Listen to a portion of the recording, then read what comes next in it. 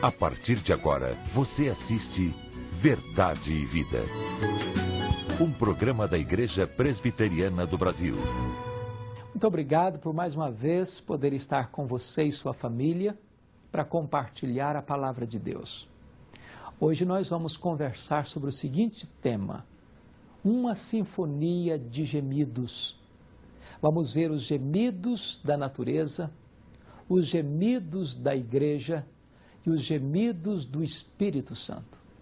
Vamos olhar à luz de Romanos 8 este sublime assunto, mostrando que a natureza, a igreja e o Espírito Santo gemem não os gemidos do medo e do desespero, mas os gemidos da expectativa da glória. Esta mensagem é consoladora e eu chamo você, sua família, quem sabe até ligando para os seus amigos, para participarem deste banquete espiritual que Deus preparou para nós. Verdade e Vida. Uma palavra de esperança para um mundo em crise.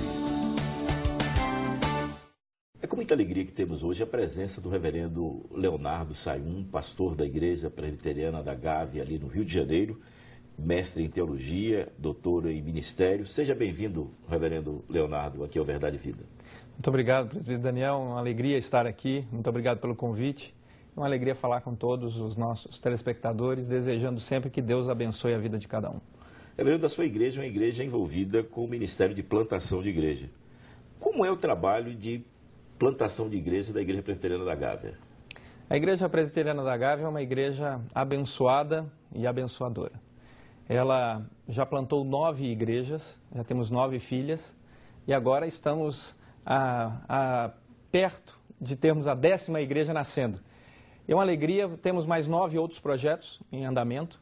É uma igreja que hoje investe cerca de 30% da sua arrecadação em plantação de novas igrejas no Brasil, na região do Rio de Janeiro, no Nordeste do país e também na África e na Europa. É uma igreja que está abençoando muitas vidas. É uma alegria. Qual é o fator mais importante na plantação de uma igreja? E queria que você colocasse o que é plantação de igreja, porque muitos amigos telespectadores não são evangélicos, não sabem esse termo plantação de igreja. Perfeitamente. O fator determinante para a plantação de uma igreja é o plantador. Ele é a figura principal no processo de plantação de uma igreja. Nós sabemos que várias cidades não encontram ainda um lugar para adoração, para ouvir a palavra de maneira plena, que é uma igreja, principalmente uma igreja que confessa a boa-fé reformada.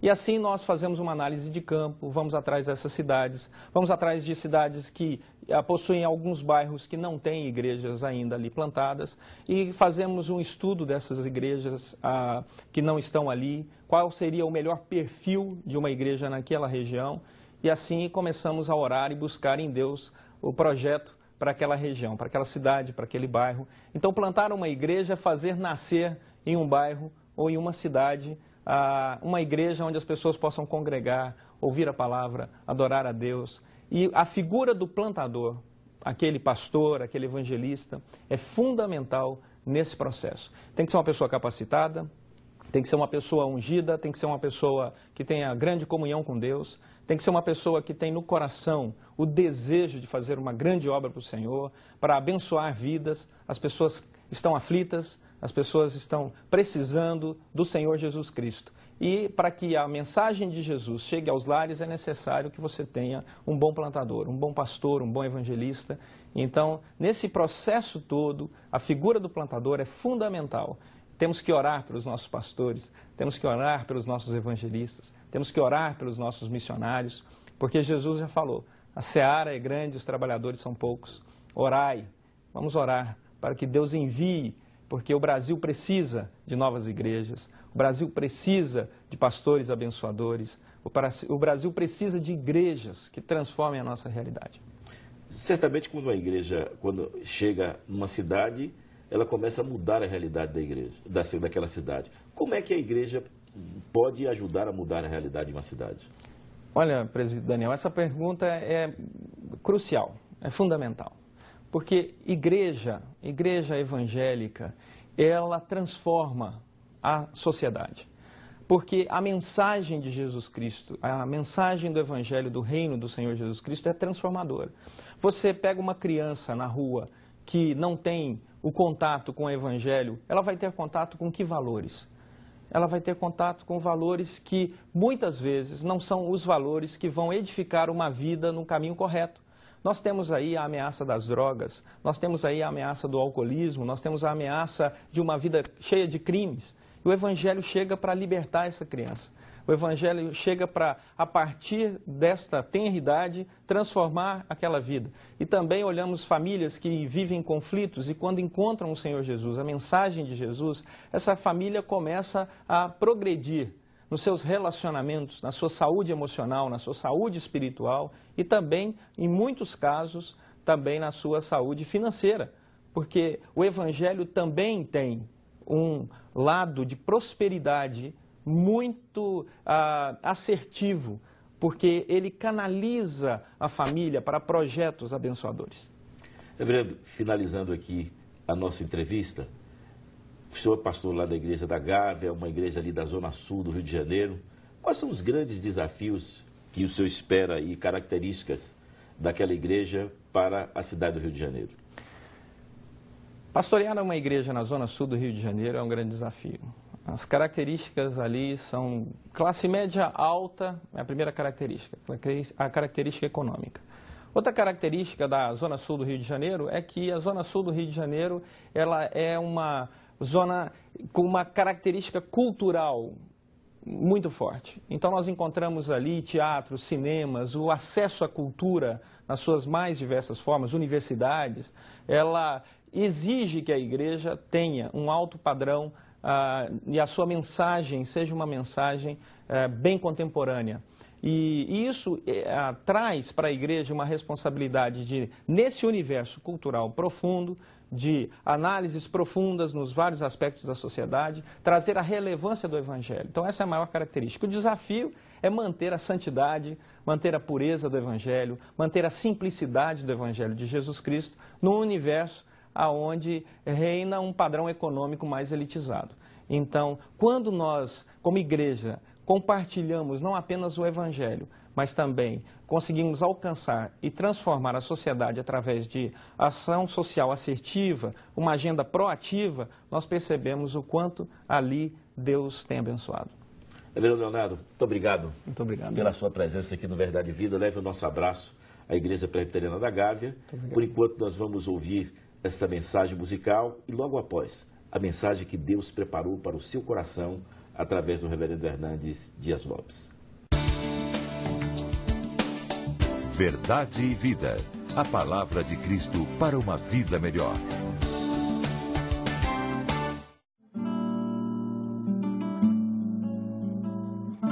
Quem tem todos os nomes e ao mesmo tempo nome algum, quem tudo põe limites e cujo limite é nenhum, quem vai além da oposição entre o que tem e não tem fim, que sai em direção a tudo e permanece em seu jardim, acima de todo saber,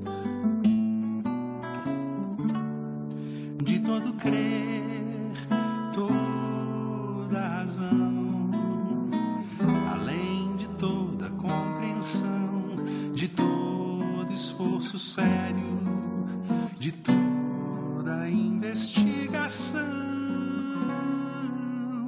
eis que habita em nós, eis que habita em nós, mistério.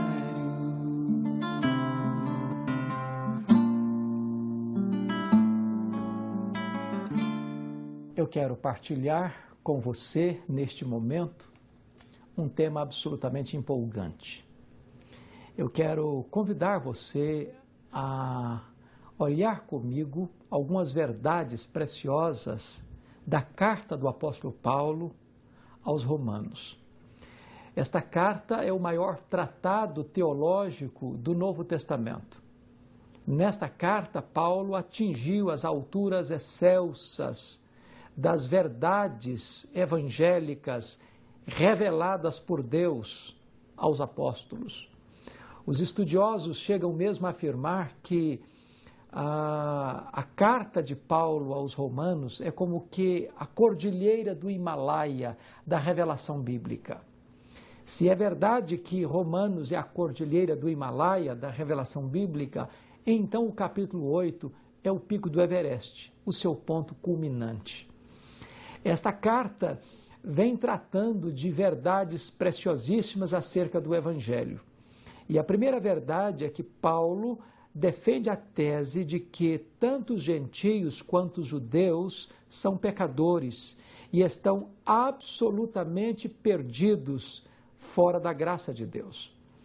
A outra verdade é que Deus a este homem, quer gentio, quer judeu, pecador e condenado pelo seu pecado, abre a porta da graça e oferece a este homem o evangelho da salvação por meio da morte, do sacrifício vicário do Senhor Jesus Cristo.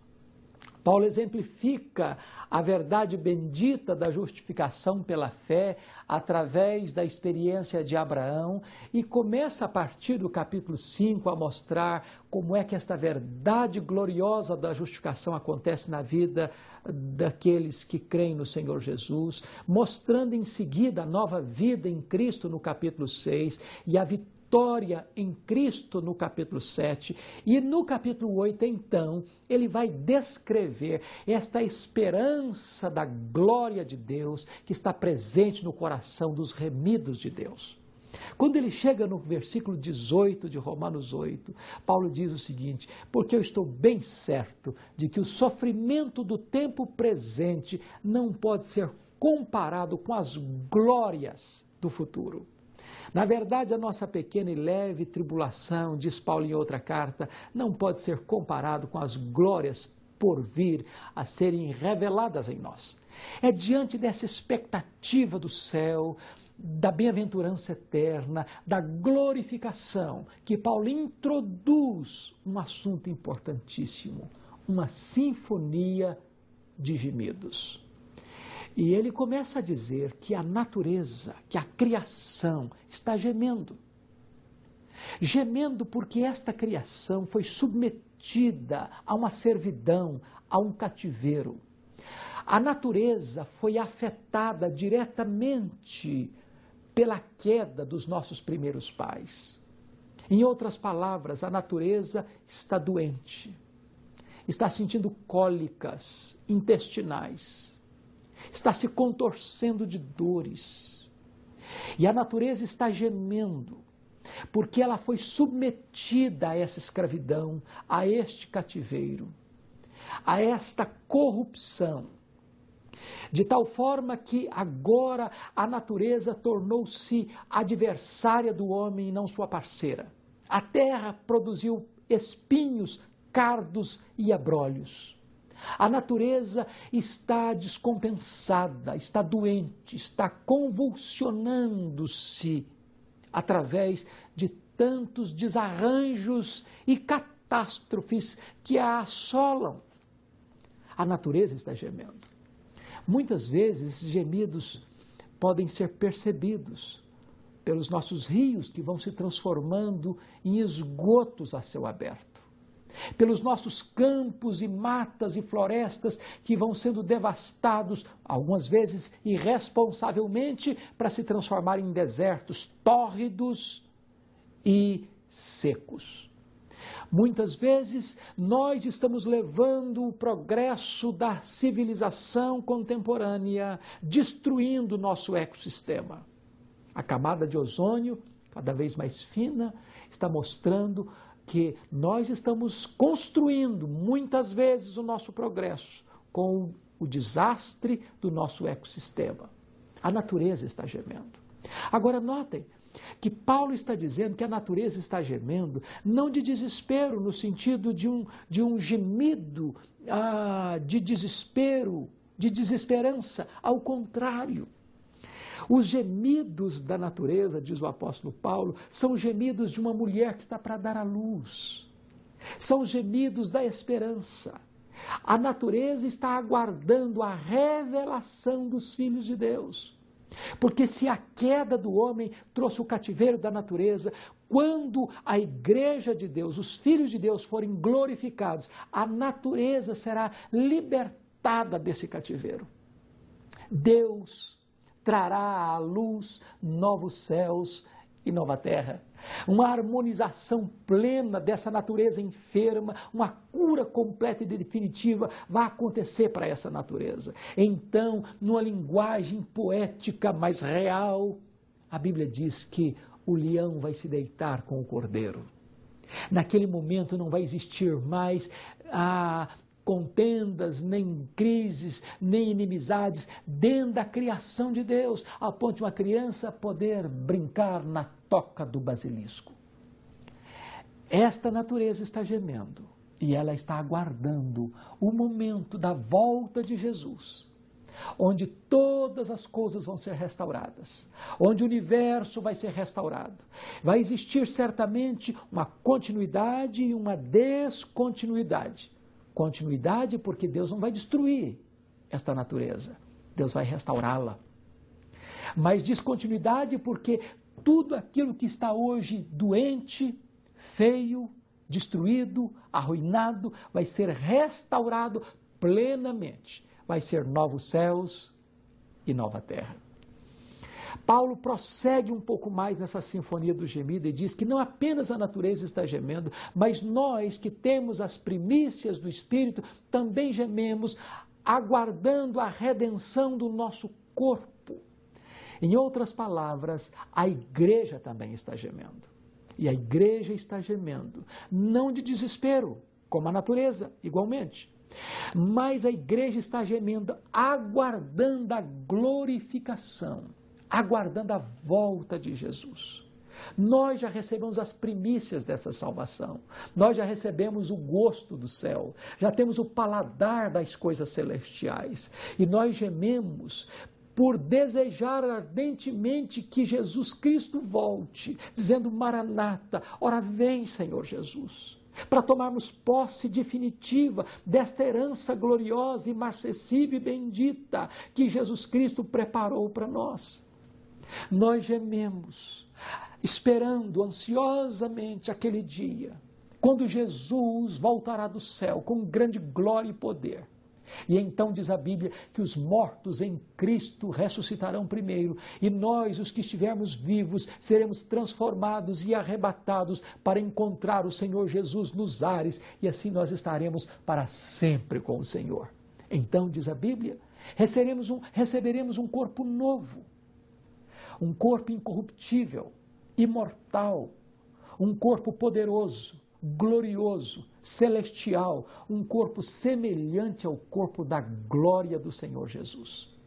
Nós então estaremos com Cristo num âmbito completamente novo, glorificado, onde nós viveremos e habitaremos os novos céus e na nova terra, onde Deus enxugará dos nossos olhos toda lágrima. Não haverá mais luto, não haverá mais dor, não haverá mais tristeza, porque todas estas coisas já terão passado. Nós gememos como igreja, não o gemido do medo, não o gemido da incerteza, não o gemido da dúvida, não o gemido do desespero. Nós gememos o gemido da esperança, aguardando ansiosamente a volta de Jesus, quando nós reinaremos com Ele para sempre e sempre e sempre, num reinado de glória, onde a graça nos conduziu a Ele, num reinado onde Jesus Cristo estará permanentemente conosco, onde nós veremos a sua face, onde nós o exaltaremos e o adoraremos, sem mais as ambiguidades do nosso pecado. É esta a forma do nosso gemido, os gemidos da esperança. Paulo avança no seu argumento no capítulo 8 de Romanos para dizer o seguinte, que não apenas a natureza está gemendo, não apenas a igreja está gemendo, mas agora Paulo nos diz que o próprio Espírito Santo de Deus também está gemendo. E Paulo diz assim, que o Espírito Santo nos assiste em nossa fraqueza, porque não sabemos orar como convém. Mas o próprio Espírito intercede por nós sobremaneira, com gemidos inexprimíveis. E aquele que sonda os corações sabe qual é a mente do Espírito, porque é segundo a vontade de Deus é que ele intercede pelos santos. E Paulo avança no seu argumento dizendo: sabemos que todas as coisas cooperam para o bem daqueles que amam a Deus, daqueles que são chamados segundo o seu propósito, porquanto Deus já nos predestinou para sermos conformes à imagem do seu Filho, para que Jesus Cristo tenha primazia entre muitos irmãos. E Paulo prossegue e diz assim: aos que Deus predestinou, a esses Deus também chamou, aos que Deus chamou, a esses Deus também justificou, e aos que Deus justificou, a esses Deus também glorificou. Note você que os gemidos do Espírito são os gemidos da intercessão, porque Deus nos salvou. Ele agora está trabalhando em nós para nos conduzir a esta glória. Como é que o Espírito Santo intercede por nós? Vamos ver. O texto nos diz que o Espírito Santo habita em nós e ele ora por nós, em nós, ao Deus que está sobre nós. E esta oração do Espírito Santo, esta intercessão do Espírito Santo, ela é intensa, porque ele intercede por nós sobremaneira. Segundo, ela é agônica, porque o Espírito intercede por nós com gemidos inexprimíveis. E, na verdade, nenhum teólogo, nenhum exegeta, nenhum intérprete das Escrituras pôde jamais alcançar as profundezas destas palavras do apóstolo Paulo. O que é um gemido? Um gemido é uma expressão intensa de dor, de sentimento, que você não consegue articular em palavras. Ora, o Espírito Santo é Deus, e como tal, ele conhece todas as línguas, todos os idiomas, todos os dialetos, de todos os povos, de todos os lugares, de todos os tempos. E quando ele ora por você, ele o faz com tal intensidade e agonia, que ele não encontra sequer uma língua, um idioma, um dialeto de qualquer povo, de qualquer tempo, de qualquer época, de qualquer lugar. Ele não encontra uma língua, nem dos anjos, nem dos homens, para orar em seu favor. Então ele geme. É assim que o Espírito de Deus que está em você, ora por você, ao Deus que está sobre você. Com que propósito? Com o propósito de esculpir em você a beleza de Jesus, para que você seja parecido com Jesus, para que você reflita a glória de Jesus, para que ele refine em você a pureza de Jesus. Este é o propósito do Espírito Santo ao orar em você, por você, ao Deus que está sobre você, para que você possa resplandecer a beleza de Jesus. Porque antes de levar você para a glória, Deus quer transformar você à imagem do Rei da Glória. Veja você que os três gemidos, os gemidos da natureza, os gemidos da igreja e os gemidos do Espírito Santo têm o mesmo propósito: conduzir-nos à glória, aguardar a glória, esperar a manifestação da glória, esperar aquilo que Deus preparou para você através do sacrifício de Jesus Cristo, o nosso Senhor. Eu quero dizer para você que nós não caminhamos para um ocaso triste. A história não vai fechar as suas cortinas com a derrota do bem. A história não é uma tragédia, a história não é cíclica, a história é linear, a história caminha para um fim, para uma consumação, e nessa consumação nós temos a vitória absoluta de Deus e do seu povo. Portanto, vale a pena a natureza gemer, aguardando a glória, vale a pena a igreja gemer, aguardando a glorificação, vale a pena os gemidos do Espírito, nos preparando para esta glória bendita. Se você quer e anseia também aguardar por esta glória de Deus, entregando o seu coração para Jesus, eu quero orar em seu favor neste momento. Deus amado, eu quero te agradecer porque diante dos efeitos desastrosos do pecado, Tu não nos entregaste a nossa própria sorte. Tu providenciaste um caminho de escape, de salvação, de redenção, por meio da obra sacrificial de Jesus lá naquela cruz.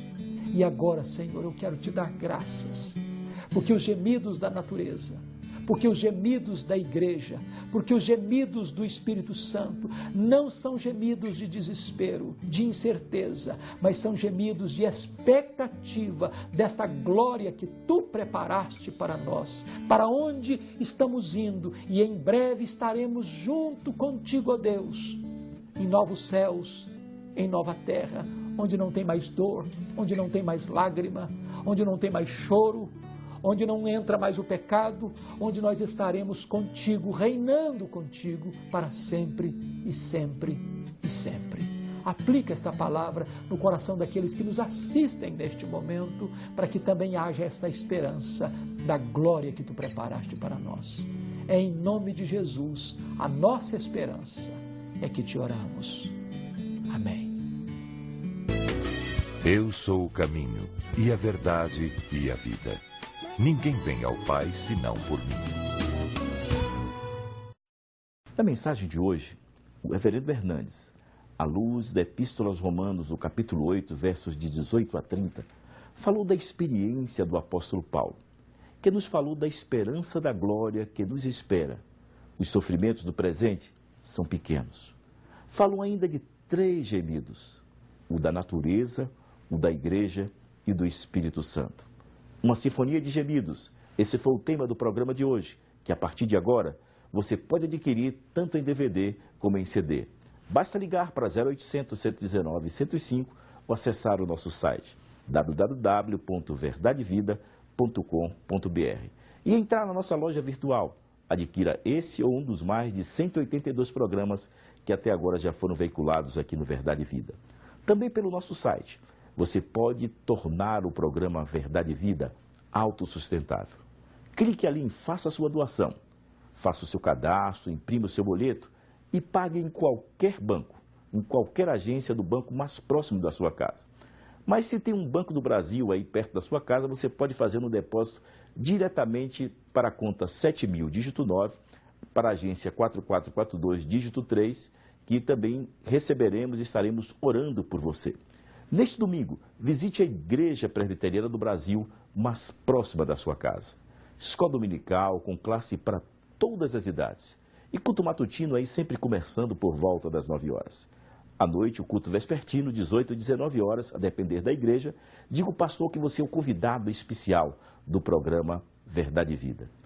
Pelo site da nossa Igreja Presbiteriana do Brasil, www.ipb.org.br, você clica lá em Localize uma IPB. Você coloca o nome da sua cidade e vai localizar a Igreja Presbiteriana do Brasil mais próxima da sua casa. A CNE está retornando seus congressos regionais de revitalização. E nos próximos dias será ali na cidade de João Pessoa o próximo congresso de 22 a 24 de outubro. E também de 5 a 7 na cidade de Aracaju. Os irmãos aí de Sergipe e Alagoas estarão reunidos no congresso de revitalização da CNE. Maiores informações, você clica no site da CNE, www.cne.org.br.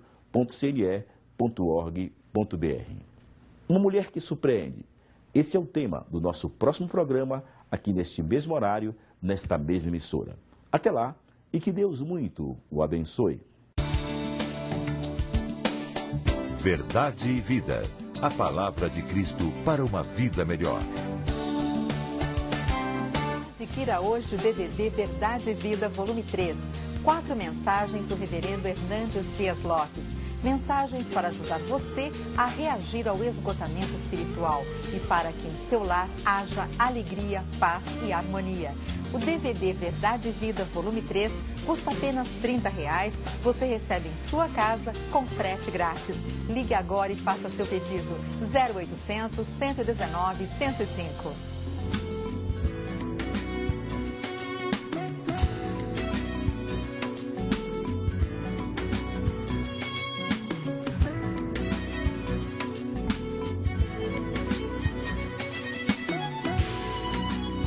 Verdade e Vida.